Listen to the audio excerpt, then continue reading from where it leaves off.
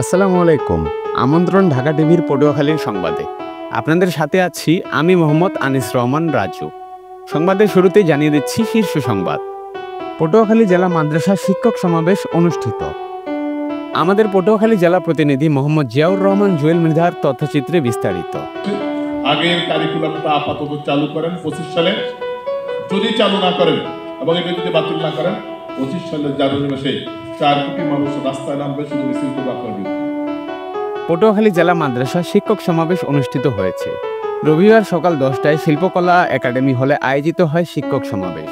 বাংলাদেশ মাদ্রাসা শিক্ষক পরিষদ পটুয়াখালী জেলার সভাপতি মাওলানা মোহাম্মদ ফারুক আজমের সভাপতিত্বে ও সাধারণ সম্পাদক কাজী মোহাম্মদ আব্দুল দায়ানের সঞ্চালনায় অনুষ্ঠানে প্রধান অতিথি হিসেবে উপস্থিত ছিলেন বাংলাদেশ মাদ্রাসা শিক্ষক পরিষদের কেন্দ্রীয় জেনারেল সেক্রেটারি হাফেজ মুফতি ফারুক আহমেদ। বিশেষ অতিথি হিসেবে উপস্থিত ছিলেন বাংলাদেশ মাদ্রাসা শিক্ষক পরিষদের প্রধান উপদেষ্টা অ্যাডভোকেট মোহাম্মদ নাজমুল হাসান, বাংলাদেশ আদর্শ ফেডারেল বরিশালের অঞ্চল সমন্বয়ক অধ্যাপক মাওলানা মোহাম্মদ হাবিবুর রহমান, পটুয়াখালী জেলা শিক্ষা অফিসার মোহাম্মদ মুজিবুর রহমান, বাংলাদেশ আদর্শ শিক্ষা ফেডারেল পটুয়াখালী জেলা শাখার সেক্রেটারি অধ্যাপক ABM সাইফুল্লাহ, বাংলাদেশ মাদ্রাসা শিক্ষক পরিষদ পটুয়াখালী জেলার সহ সেক্রেটারি হাফিজ মোহাম্মদ আলমগীর হোসেন সহ বিভিন্ন মাদ্রাসা শিক্ষকবৃন্দ উপস্থিত ছিলেন।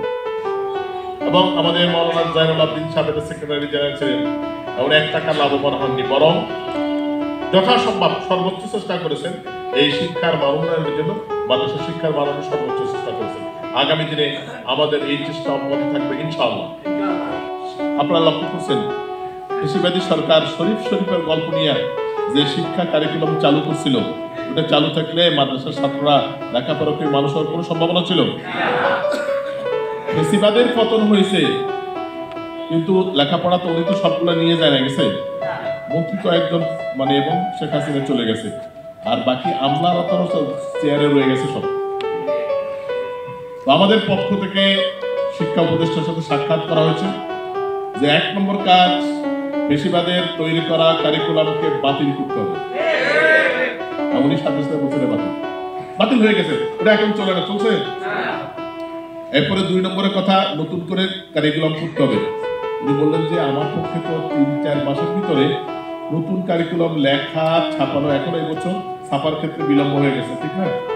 বিগত 16 বছর বাংলাদেশের প্রেস মালিকদেরকে বঞ্চিত করে ভারতকে বই ছাপাতে দেওয়া হতো, এখন দেওয়া হলো, তখন আমাদের পক্ষ থেকে প্রস্তাব দেওয়া হয়েছে। ধন্যবাদ এতক্ষণ ঢাকা টিভির সাথে থাকার জন্য। ঢাকা টিভি নিজে দেখুন, অন্যকে দেখতে উৎসাহিত করুন। আর হ্যাঁ, সবার আগে সর্বশেষ সংবাদ জানতে ঢাকা টিভিতেই চোখ রাখুন।